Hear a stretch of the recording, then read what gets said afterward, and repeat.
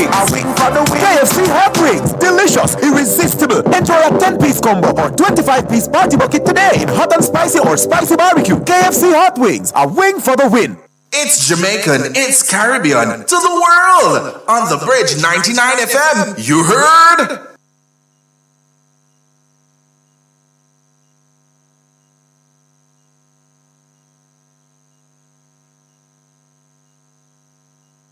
It's Jamaican, it's Caribbean, to the world! On the Bridge 99 FM, you heard?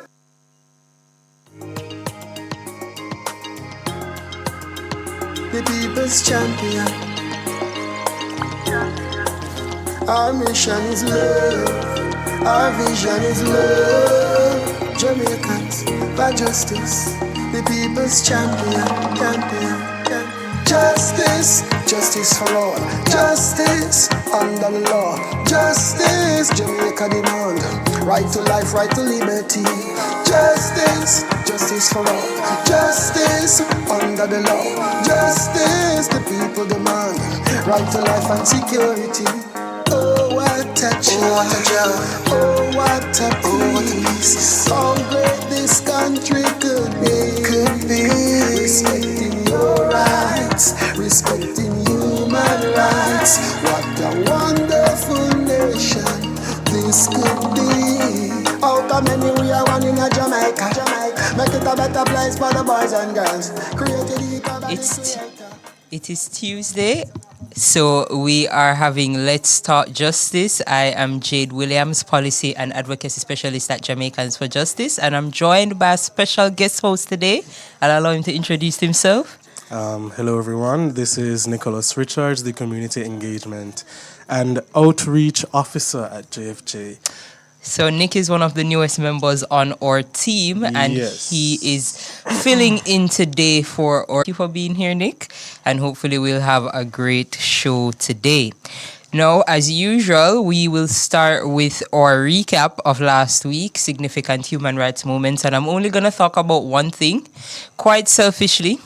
But yesterday we had the launch of our project in collaboration with the European Union, which is to enhance human rights and human rights education in Jamaica. And as a part of that project, we would have launched several new materials yesterday. I'm not going to go into too much detail about them, but we did relaunch the newest edition of our Know Your Rights booklet. Those of you who have been following JFJ would have seen this before, but we've updated it with the relevant information for the Bail Act, as well as some other new provisions that would have made their way. So it's simple breakdown of the Constitution and your rights in the Constitution. We also did the same for children. So this is for ages 12 to 17, and this will be available for our schools or educators or students for them to get to know their rights and engage the rights in redress process. We also shared yesterday our constitutional reform proposals. In this little blurb, Nicholas is very familiar with this because this was his baby. But this was also launched yesterday, and it would detail some of the things that we're hoping to see in our constitutional reform process and why we want to see those things. And finally, we launched our exercise book, Know Your Rights exercise book, and it contains some information for younger kids, some graphics about their rights as a child. I know Nicholas has a lot to do with this one as well. Nicholas, I don't know if you want to share with them the goal of this little book here.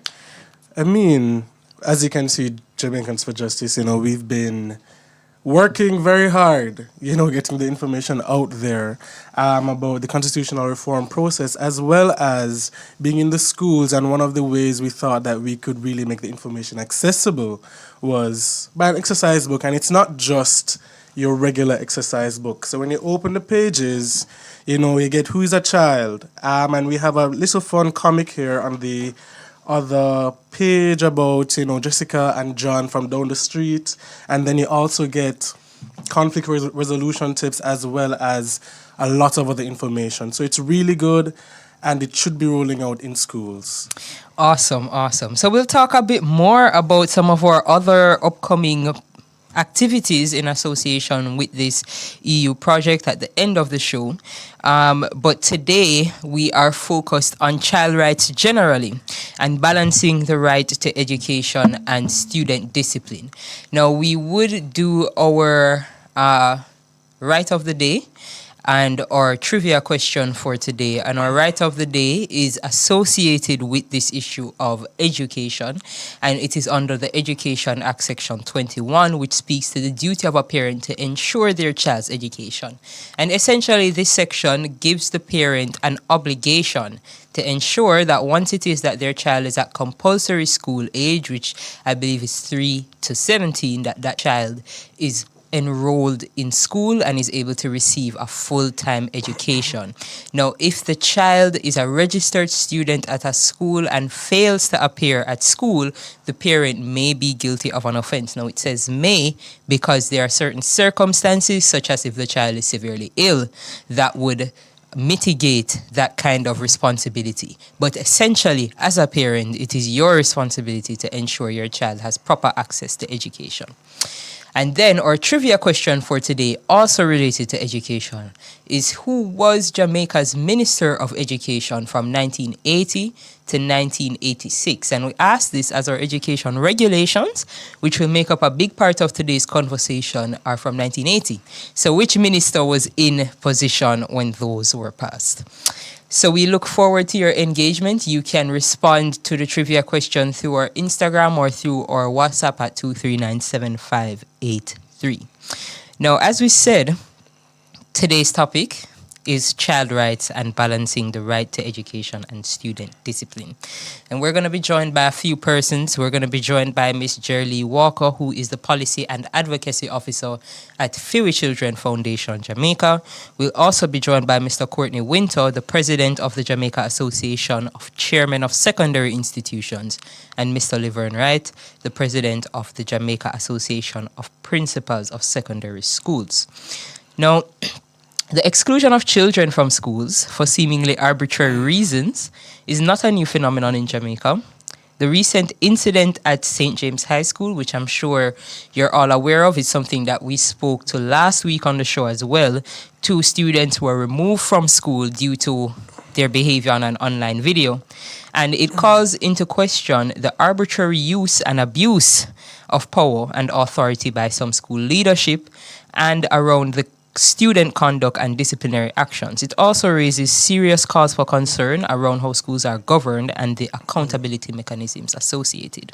Right. So if you've been keeping up to date, you'd know that one of the 2 students involved remains out of school, and there's grave concern regarding the infringement of the student's right to education, as well as the execution to due process, as neither student was given the opportunity to appeal any of the decisions as the Education Act regulations of 1980 provide. Nor was the school board consulted prior to the decision being made unilaterally by the school principal.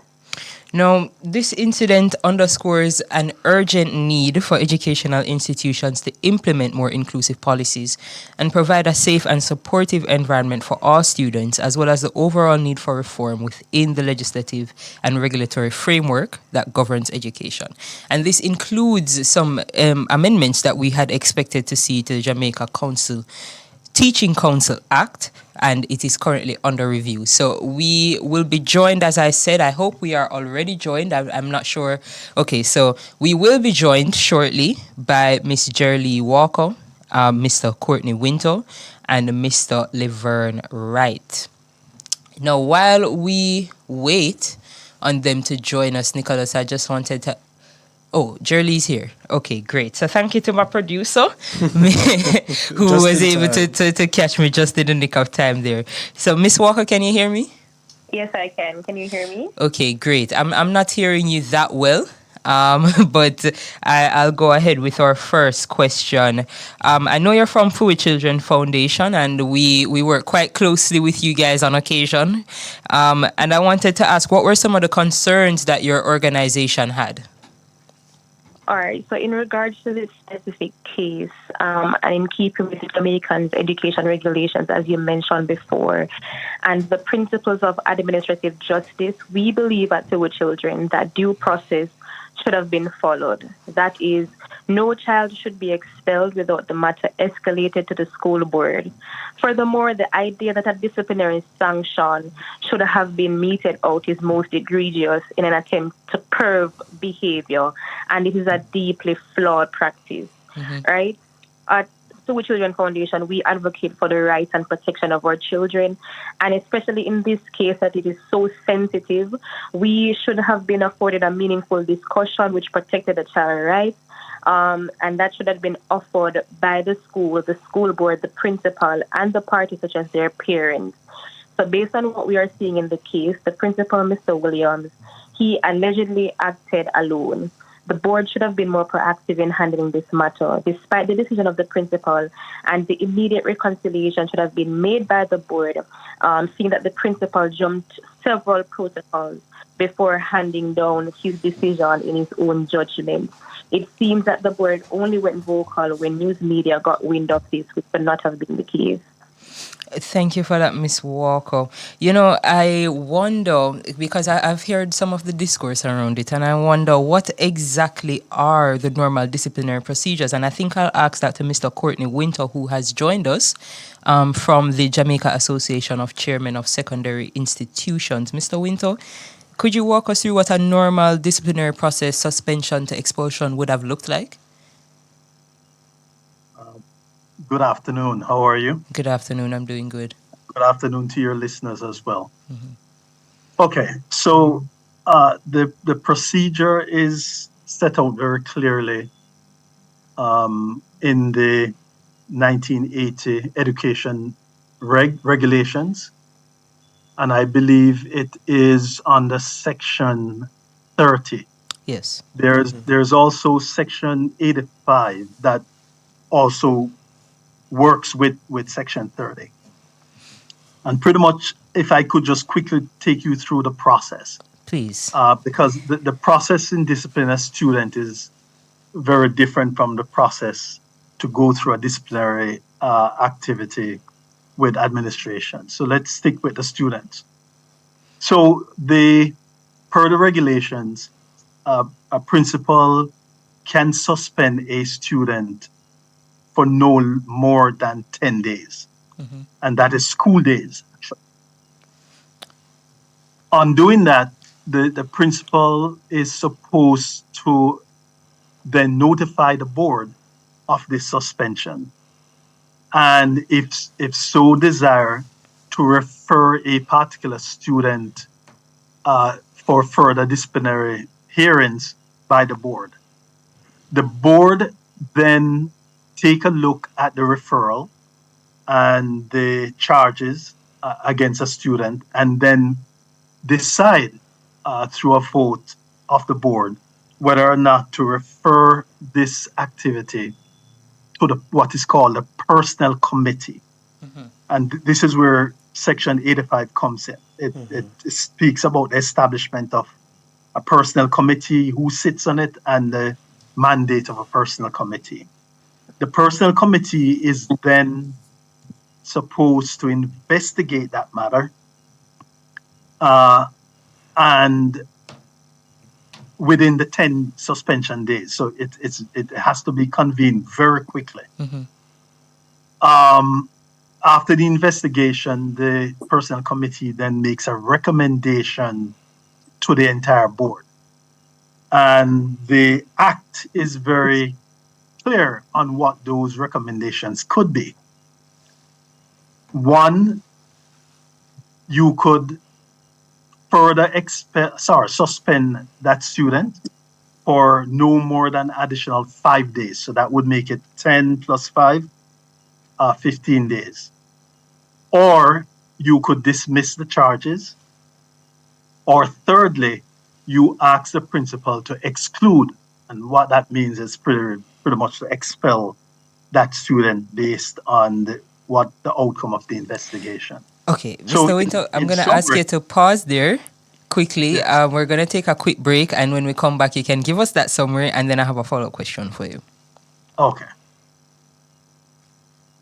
Imagine your advertising dollar reaching your Caribbean and diaspora target beyond borders in a single rotation. It happens only on the bridge. Call now to advertise 876-669-5000. Your taxes hold. Property owners, let's get digital. Property taxes for 2024-25 are due April 1. Payments can be made by April 30 in full, half-yearly or quarterly installments. Pay using these options online at jamaicatax.gov.jm, the TAJ mobile app, the mobile tax collection unit, NCB online banking, and Scotia online and mobile app. Call 888-TAX-HELP, that's 888-429-4357, or visit jamaicatax.gov.jm for details. Tune in, log on and download the Bridge 99 FM app on your mobile device or tablet from the Google Play Store or Apple App Store. That's the Bridge 99 FM, all one word, in the Google Play Store and Apple App Store. The Bridge 99 FM, Caribbean vibes amplified. Download now. One love, one art, one Jamaica. On the Bridge 99 FM. The deepest champion. Our mission is love. Our vision. Welcome back to Let's Talk Justice. We are discussing child rights and balancing the right to education and student discipline. We are joined by Miss Jerly Walker, Mr. Courtney Winter, and we're also joined by Mr. Laverne Wright. I apologize for not welcoming you to the show earlier. Some miscommunication between myself and the producer, but welcome, Mr. Wright, who is the president of the Jamaica Association of Principals of Secondary Schools. Now, before the break, Mr. Winter, you were giving us your summation of what this disciplinary process would have been. Mr. Winter? Yes. Sorry, I was on mute for a second. Yes. Right. So what I just described is, in summary, the process which the right and the authority that the principal has, which is to actually suspend a student for no more than 10 days. Mm-hmm. It can then be referred further to the board. The board, through its personnel committee, will do an investigation, and that investigation will then be forwarded to the board for a decision. And I spoke about the regulations and the options that the board has. Yes. The three options, I think I misspoke, is to, one, reinstate the student with or without reprimand. Mm-hmm. The second action is to suspend the student for a further period not exceeding 5 days. Or thirdly, to instruct the principal to expel or exclude permanently that student from the institution. All right. Thank you for that, Mr. Winter. Right. So, Mr. Wright. Yes. Good afternoon. Good afternoon. I'd actually like to pose this question to you. I'm interested on your thoughts on what you think the challenges or breaches that you would have observed regarding the handling of the recent incident at St. James High by both the school administration and the Ministry of Education.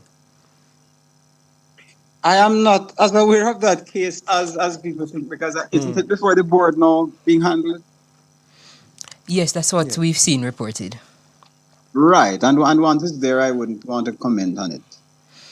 But I mean, if it is that you figure you want to ask some questions, otherwise I'm fine. But as things stand, in terms of what Mr. Winter has explained in terms of the procedures, that certainly is what ought to happen in relation to any matter regarding suspensions and if it's moving to expulsions. Yes. Do you find that there are any general challenges with schools adhering to the provisions in the regulations? I've heard of instances of such, yes. Can you give us an example?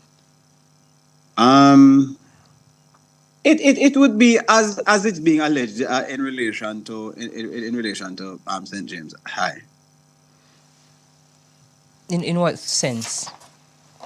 in the sense that given how things are, because one of the things that and it's no excuse, for not doing what ought to happen. But sometimes within schools, and maybe that situation as I heard it, but sometimes within schools there isn't, sometimes on the part of of some boards, sometimes even the principal himself, sometimes there's an issue in terms of understanding what these procedures are, and in some instances students would be unjustly expelled because of not following the procedures. Because what I see happening is really, it's more procedural breaches, which I'm not saying are not breaches, because in many instances it don't mean that the student has not done what is supposed to happen. But it's the same thing like a court, where there's a procedural breach, but in terms of fact and in terms of what has happened, you can't really deny that. But in terms of procedural breaches, I think we have a significant number of that. It happens in many instances too with teachers. Many principals would breach on that. Sometimes it's a genuine mistake. At other times, maybe it's really deliberate. So, in your opinion, what do you think can be done to improve the compliance of schools with the legislative and regulatory framework? I think schools are compliant, but the ones who are not, I think it's education. It's one of the other things that I think we are not paying attention to is that, and we have spoken about this. Boards of management, in many instances, are ignorant of these things. The truth is that even though you're principal, you are really being governed by a board of management, and on many matters having to do with law, having to do with education, having to do with, and I'm sure maybe Mr. Winter and many others are okay with many of these things in terms of they do what ought to be done. But the level of qualification of many of these members of your boards or your chairmen and people around the boards is a problem. And I think because there's a level of ignorance of law and procedure and a refusal sometimes to read the code, the level of supervision and the level of what I would call it now, where the level of supervision that ought to be given to what is happening and oversight is a word, is not done, because in many instances there's ignorance, because too many boards, I think, are and this is no excuse, because a principal ought really to know many of these things too, right? But I'm also saying it is because even with knowledge, people might go against what really ought to be why you have oversight, right? So the best of companies have that kind of thing. And I think that we're not going to fix this. This is not training that is going to fix it. It's getting competent people who understand what is happening, understand the ramifications of managing a school board, and understanding the legal part of it, along with the financial and all of those parts of it, that we're going to have many of these things minimized. In the regulations, there is a provision that speaks to how the boards are constituted, the responsibilities of the boards, and so on. Do you think that provision might need some amendment or some reform in order to put maybe some more stringent requirements, or, do we need to be going in that direction? Let me tell you something. It's not that, because we have spoken about it, And as I'm saying to you, what matters is that we are not. Nothing about what I'm saying is about vindicating anybody who is wrong, because justice is not about that, right?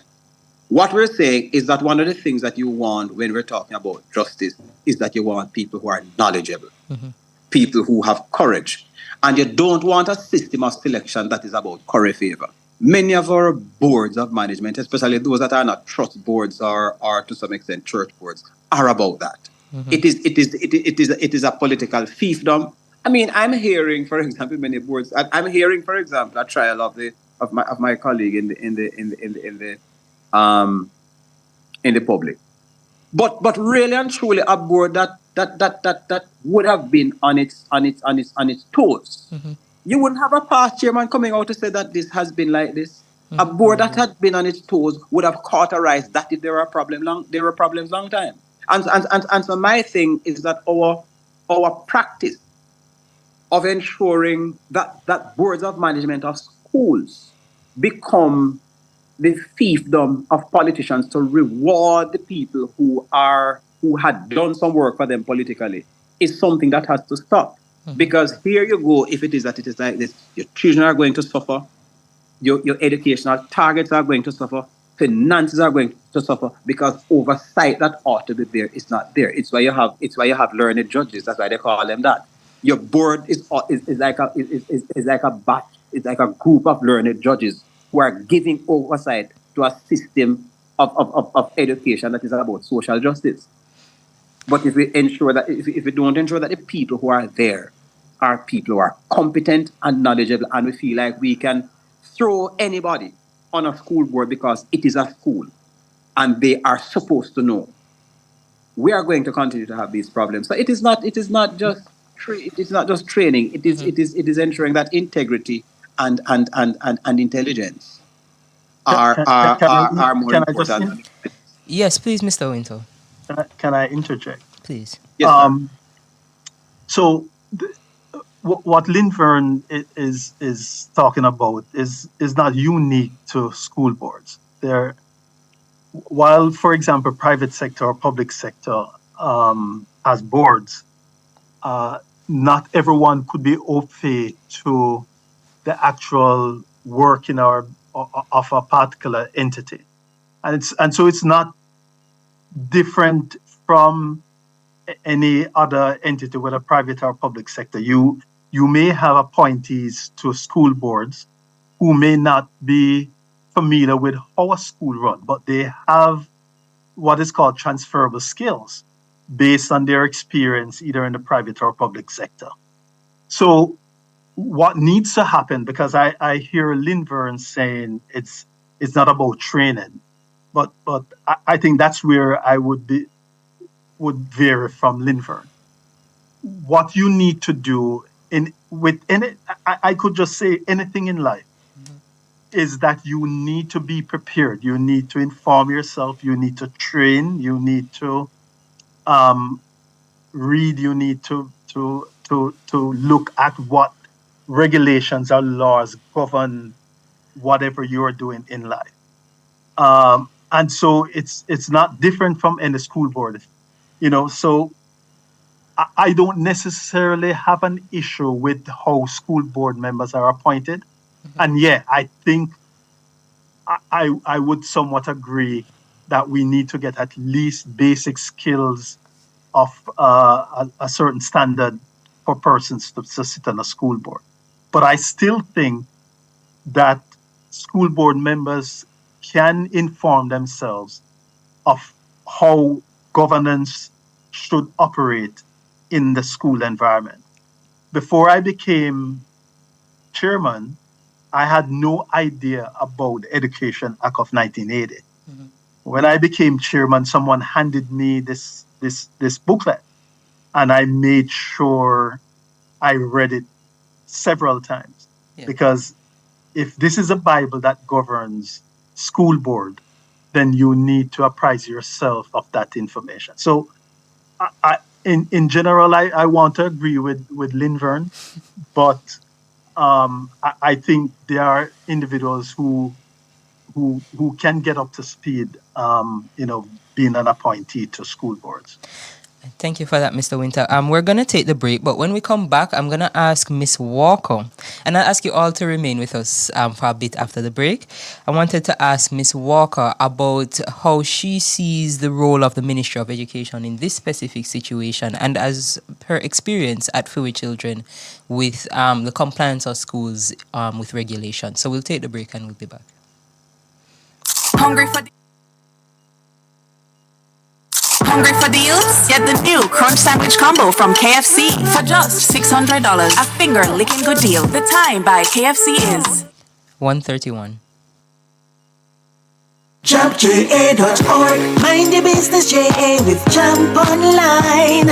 Are your business fi keep your government in line. Use the MP tracker, fi watch how them a move. The account meter help them improve. Take action. Use the jump tool. Track your MP cause it work for you. Mind your business, JA with Jump Online. Let's monitor government at jumpja.org. Funded by the European Union and the UK International Development. KFC hot wings, a wing for the win. From your taste one wing, there's just no stopping. KFC hot wings, it's finger licking, spicy or barbecue. Which one you picking? Good for have on the go. Any flex, any link. Best wing, best believer. We set the thing long lasting flavor. We stay winning. KFC hot wings, a wing for the win. KFC hot wings, delicious, irresistible. Enjoy a 10-piece combo or 25-piece party bucket today in hot and spicy or spicy barbecue. KFC hot wings, a wing for the win. Out of many, we are one. One Jamaica on the Bridge 99 FM. The people's champion. Our mission is love. Welcome back to Let's Start Justice. We're discussing child rights and balancing the right to education and student discipline. And we are joined by several guests, but I'm bringing us back with Miss Walker from Few Children Foundation. Miss Walker, you know, I heard your strong statement at the beginning of the show, and I wonder, and we've heard from Mr. Winter, we've heard what the regulations state, what the process should have been like, and that would have been the school's perspective and what the schools could have done. But when we look at the involvement of the ministry now, is there anything you think could have been done differently or could change to improve the way the ministry would have responded to the issue? So in regards to this specific case, the last communication that we would have seen in the media that it is currently under investigation by the ministry. Mm-hmm. But in the past, we have continued to see that there is a huge disconnect between school administrations and what is mandated by the Ministry of Education. One example that I can think of is on the matter of grooming. Mm-hmm. You know, in the past year or so, we have seen where, for example, students have been locked out of school because of tight pants or not adhering to the dress code. But the ministry says, no, let them in, they should stay in school. Mm-hmm. This is something that we think needs to be adjusted. There needs to be a bridge between the mandate of the ministry and that of the school administration and how they carry out disciplinary action regards to students. I wanted to also quickly say something in regards to something that was mentioned earlier. Yes, please. You had asked about if the education regulation needs to be reformed in regards to the appointment of the school board. And I think that speaking to where policies and procedures come into place, if the education regulation is the standard and the foundation for where all that governs schooling, all that governs education is derived, then if it is reformed there first, because the appointment of the school board does come from the regulation, mm-hmm. It stipulates who should be appointed, from where they should be appointed. If this is reformed, then that is one step further to making competent school boards so these issues do not persist. Thank you so much. And I'll ask you as well if there are any, any other reforms within the education system that you want to see. I know the school grooming issue is something that you guys have been very vocal in the past. And one thing that we've seen that's rising in schools lately is the issue of violence between students and, lack of conflict resolution skills. So I don't know how Few Children has been working in that area, if you'd like to share. Right. So in terms of that area, we have been doing research and the groundwork to see how best we can possibly solutions. But we do think that the violence that have risen in school, I think that this has happened in the past 3 years when we came out of COVID and students were back in schools. Mm-hmm. There was a increase in violence that was seen. And based on our findings, we have seen this tied a lot to mental health. Mm-hmm. And this issue has persisted in schools but have gone unnoticed or untreated because there are a lot of factors that goes into it. There are there is a need for the resources to be instilled in schools to handle some of these matters. We can understand the dichotomy of the situation because while teachers are there to teach, there is so much and no more that they do. But in terms of mental health, in terms of violence in schools, these are some of the that have came up in the last couple of years, and also just a broad education in regards to sexual and reproductive health as well. All right. Thank you so much, Ms. Walker. As we started talking about the issue of violence in schools, and we have Mr. Winter and Mr. Wright with us, I just wanted to quickly get both of your perspective, and I'll start with you, Mr. Wright, on, how we can start to address some of these issues. We had a pretty serious incident at Irwin between two students, I think it was 2 weeks ago, where unfortunately one of the students ended up deceased. What are what are your thoughts on how we can begin to really tackle this issue of violence in schools? I'd like to take it on even from the sense of justice, balancing justice and the student rights. One of the things that I think that is being threatened in schools now is the right to education because of things like bullying, things like violence, the fear many students feel now. And it's one of the reasons I think we have got to look at providing the resources, as Ms. Walker is saying, to ensure that we can deal with those students who are doing some of these things because of trauma, because of mental health. The challenge I think many of us as principals and I would think board members, Mr. Winter could tell us have, is how do we make a distinction between a child who is doing this because of trauma and a child who is patently mischievous? Because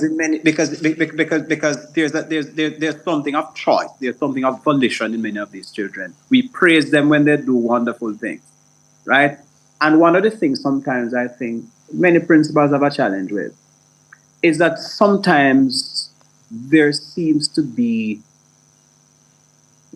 so much energy behind robbing children of the consequences of their actions. Many of them do these things and the consequences ought to be there. And I'm saying one of the things I think we have to look at, and I think a principal has to be so discerning, a board of management has to be so discerning, to determine whether or not when a child is doing something in school, it is so disruptive that some of these things that we're trying to do with them in terms of the number of chances they gave, the number of things they would do, whether or not they are depriving others the right to the kind of environment that would make the quality education they deserve, be given to them. I think that's one thing.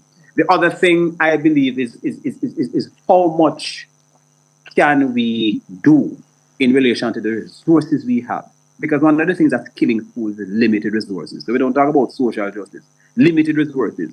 When many of these children do things, when you take them to the state agencies, it's a superficial approach to the problem they have, and that child comes back and is a danger to other children. That's one of the dilemmas we face as principals. And we know, for example, that child deserves every single moment in school that is going to help him or her. But the problem many of us are having is that we are so short on resources, and we see these children, when we send them out there to get the help, coming back and getting worse because the systems that are used to try to reform them is a problem. And so we are in a dilemma between ensuring that the child who is there and is doing what the school requires in terms of discipline, and the one who is not, and who maybe gets things worse, you panic as a principal. Schools are in such anxiety now, right? So it's one of those things that I think that we have to maybe have a little more debate about, come to some consensus about, because it makes no sense of balancing both. I think those are some of the things that have to be balanced. But in terms of violence, I can tell you that the right to an education is being threatened by violence in many schools more than it is many other things, maybe even more than poverty.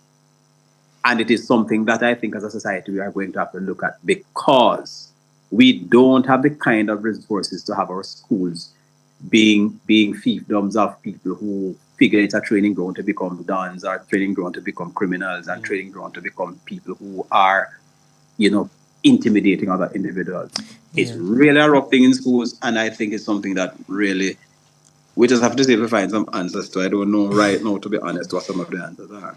Yeah, one of the things that because I heard Miss Wright as well talking about the need for some mental health support, and one of the things that when we saw the changes to the Child Care and Protection Act and the inclusion of certain provisions to deal with behavioral issues, we would have hoped to see, what that implementation would have really looked like in terms of those non-residential therapeutic orders and so on, that should be there to help mitigate some of these issues before the child becomes extremely violent. So it's a new enough provision that we can kind of wait to see how it will impact some of these issues, but I certainly agree with you that we need to be looking at a more holistic approach, because where schools are closing due to violent incidents and children who are not involved are unable to attend their classes and so on, I can see the threat to the right to education. But I wanted to pose the same question to Mr. Winter as well. How do you think that we could address this issue of violence? I know one of the things that came out of the National Committee on Violence Prevention was a ban of corporal punishment, a complete ban of corporal punishment. I don't know if you have an opinion on whether or not that would be impactful or not, Mr. Winter. Yeah, I don't think I can support corporate punishment. Mm-hmm. However, Linvern is absolutely correct. So the United Nations Convention on Rights of the Child, I think number 28, the first sentence is that every child has a right to an education. The last sentence in that declaration says, discipline in schools should respect children's rights and never use violence. So I agree with to dismantle and eliminate corporal punishment. But to argue that that you can't have an education and discipline at the same time, I think is flawed. I think both can exist, and we see that happening with, I would say, 95 to 99% of our students who are at school to gain an education, to access that right, and don't have an issue with discipline in the first place. I think the issue that we're struggling with, as Linvern said, is that 1 to 2 or 3% who decide that, in addition, not to get an education, but to attend school, to go to classes and to violate and breach the discipline. So one of the things that I kind of want to focus on is, the Ministry of Education, as an example, will say, well, you can't prevent a child that access, and you can't prevent them from coming into the school. But what I'm not hearing is, how do you deal with those children whose sole objective is to disrupt? Mm-hmm. The other discussion that I'm not hearing is that you have 90% of the other students that are looking on. And there is this whole adage that says one apple can spoil an entire bunch. So what I want to focus on and call on the ministry and the other authorities to do is to try to come up with at least a 10-point strategy, some in the short term that can be implemented and roll out throughout the schools to reverse the trend that we're seeing in the past several months. For example, I think it's a low-hanging fruit to introduce uniform groups in every high school, because the truth is, most of the issues are in the high school. For me personally, based on the environment I lived in when I was going to high school, I have to thank the school itself as well as the cadet force that balances that external force that was working against me. And so I think they should roll out uniform groups, for example, the cadet force. I think there needs to be, as a short-term measure, more patrols in some of the schools that we consider to be troubled schools, especially after school, to move children along to ensure that they're heading home, that there's no loitering, that there's no gathering, as an example. We need community involvement, corporate, if the school doesn't have active or a formal mentoring program, to see if corporate or the community or the church could go in and mentor some of these children. So, as Laverne said, we can't sit here and come up with all the solutions, but I think there are some short-term measures that could be put in place, as well as some medium to long-term measures. May I just come in a little bit? Sure, please. Right. Solutions. One of the things, and Mr. Winter spoke to it, we can't, for example, he says the ministry will say, don't do this, or we won't have that anymore. But one of the things I find we have an issue with in education is that in many instances when we say don't, we don't propose an alternative to addressing many of the things. And I'm not for corporal punishment.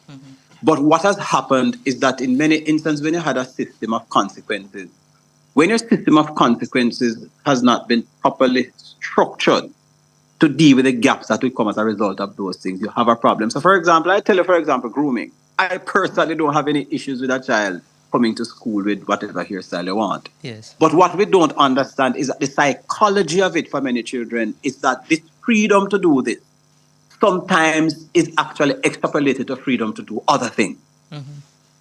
And I think one of the things that we need are meaningful gaps between the announcement and the implementation so that we can ease those things in.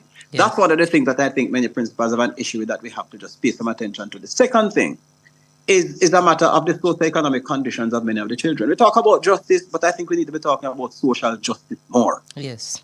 Where many of our children come from, right? And it is not about being prejudiced or anything. When your children come from certain areas where they see the trauma of violence and it affects them, they are going to come to school with that. Yes. We have an unjust system of selection, so PEP is going to come out now, right? And you look at this. You have a number of schools that are so-called top schools that are in downtown Kingston. Why is it that those schools that are surrounded by violence, they really have not many acts of violence in them? Because the backgrounds from the children come and go to those schools, right? When you put them together, you're going to get a situation that is going to be more conducive to learning. When you decide that you take 90% of our students from a certain background and put them in one place, sometimes bigger than the communities that they come from, and give it to a principal and a set of teachers with the same resources as you would give another school that maybe don't have those kinds of children, you're really having a problem. I can tell you, our school, Grange Hill in Westmoreland. Yes. What's happening in Westmoreland now? It is almost a sin for what you give those teachers to deal where those children are coming from, without giving them the kinds of resources that are going to help them. Those schools, in my mind, need to have more guidance counselors than other schools in terms of ratio, because it is the number of problems that they have to deal with, the number of children that they have to actually help out of the kind of trauma that they're in, that we have to pay attention to. And my final thing is that we have got to understand that until we put the systems in place, before we make the recommendations and decide to implement them, we are going to have the same kind of issues. Because the trauma is going to be there for many of these children. The mental health problems are going to be there because we don't put enough sufficient social resources to deal with many of these social problems and psychological problems that these children are having. We have to agree with you, because the need for social support is one of the points that JFJ has been continuing to advocate upon. We don't think that it can be that we're constantly thinking of children in an isolated manner based on the environment that they're in. We have to think of them in that holistic way. So I appreciate you saying that, Mr. Wright. And I want to thank all three of you for joining us, Mr. Winter, Miss Walker. It was a very insightful conversation. And I hope that we can engage with you again in the future about this issue. So thank you all for joining us. We'll take a quick break, and when we come back, we're going to talk about some of our upcoming events and items. Right, Nick? Yes, you All will. right. So quick break, and we'll be back. If you're in business, get on the bridge. 876-669-5000. If you're in business, get on the bridge. 876-669-5000. If you're in business, get on the bridge. 876-669-5000. Call now. We up, yeah. Free up, yeah. Calling all bridge builders to the Bridge 99 FM, your global partners for outside broadcasts, connecting you from Jamaica to the world. Where will we go? From Kingston to Portmore, downtown, Spanish Town, Canada, USA, and as far as Dubai. We keep you connected across the 7 continents of the globe. Call us at 876-630-3153 for information about partnering with the Bridge 99 FM. That's 876-630-3153 to take your outside broadcasts to the world. Yeah, this is Aji from Gardentown. In the square, right at Miss Lou's statue. Come check out Kentucky Drinking Salon with the top chef liquor them. See them like how you see the Bridge 99 FM to the world. You're now in tune to The Bridge 99 FM from Jamaica to the world. Right.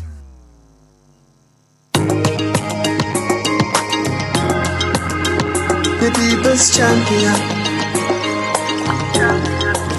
Our mission is love. Our vision is love. Welcome back to Let's Start Justice. If you were listening, we just had a very insightful conversation on child rights, balancing the right to education, and student discipline. I think I learned quite a bit in that. So did I. Very insightful conversation. All right, so we are in the last segment of the show, and today is all Nick, because he's going to tell us a bit about what we have upcoming at JFJ. I started the show by telling you about our amazing launch, and I'd like to give big ups to our dual service staff member who is both producing and the person behind the success of yesterday's event. So Nick, walk us through. What are we looking forward to? I mean, so if you have a phone, if you have Instagram, Twitter, what's the other one? Oh, you're asking Facebook, me? right. Okay. You'd know of all the things that JFJ has been doing. We've been doing a lot.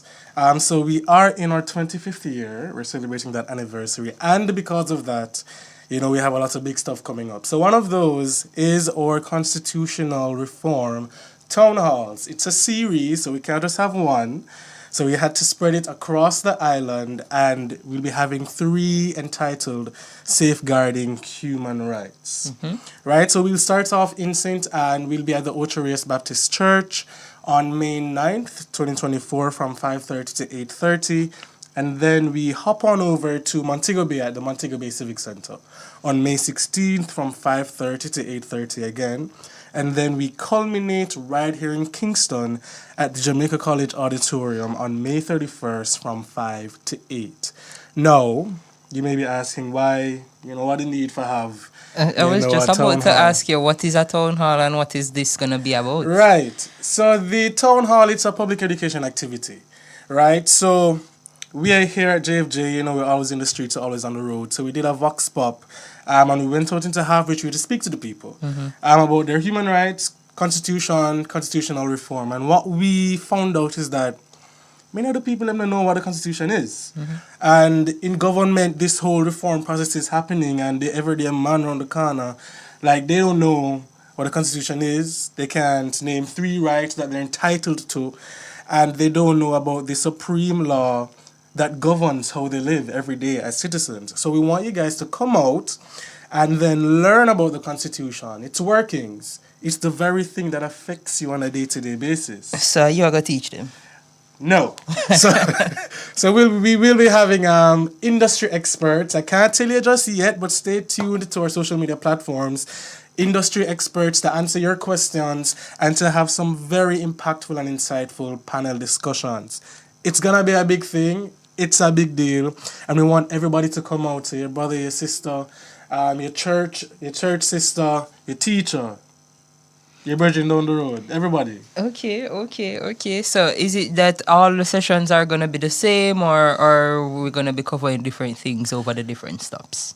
So generally, we will be covering topics like the structure and power of the state, the roles and powers of the Governor General, the presidency models, but then we will also have some variation. So we will be talking about the expansion of the Charter of the Fundamental Rights, adopting the CCJ, what the potential risk would be in directly electing your Prime Minister. So a lot of things that we will be discussing. Okay. And it's going to be some really important thing. You don't want to miss it. Well, if you've been watching the show, you would have some of those topics would have sounded familiar to you because we would have covered some of them over the time.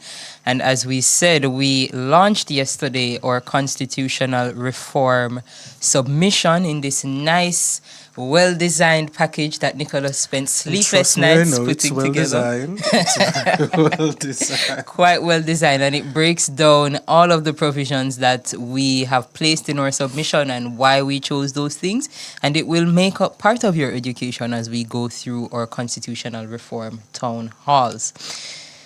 Anything else, Nick? I mean, the whole thing of constitutional reform can sound daunting and sound like high-level stuff. Why is it important to me? But we really do try our best to break it down so that everyone, even your child, can understand the languaging and what we're really talking about. So it's important for all of us. It's all of our responsibility as citizens to be a part of the discussion. And speaking of children, as we said, we have our Know Your Rights for Children out. If you have been a fan of the show, you would have heard Mikkel talk about this. She was working on it for months, and we have it now. We'll be going back into the schools. Nick led us in the schools earlier this year, and he'll be leading us again for us to share some of the information that's in this little missive here. So look out for us, follow us on our social media, and you'll see the updates as to where we're going next. But first things first, May 9th, St. Anne. St. Anne at the Ocho Baptist Church, 5:30 to 8:30. Be early. Awesome. And we do have a winner for our trivia question. I would tell you the name of that person, but I'm struggling with our internet at this moment. But they were messaged. So we will reach out to you via DM and you'll receive your prize. But the question for today was, who was the Minister of Education from 1980 to 1986? And the answer is Mavis Gilmore. So congratulations to our trivia winner, and we'll reach out via DM. So Nick, will you be back next week? I highly doubt it. But I'm sure the listeners are anticipating Michael Jackson's return. I am sure as well. All right, but thank you so much for joining us. I'm Jade Williams, Policy and Advocacy Specialist at Jamaicans for Justice. And I'm Nicholas Richards, Community Engagement and Outreach Officer at Jamaicans for Justice. So we'll see you on the next episode. Jamaicans for Justice, the people's champion.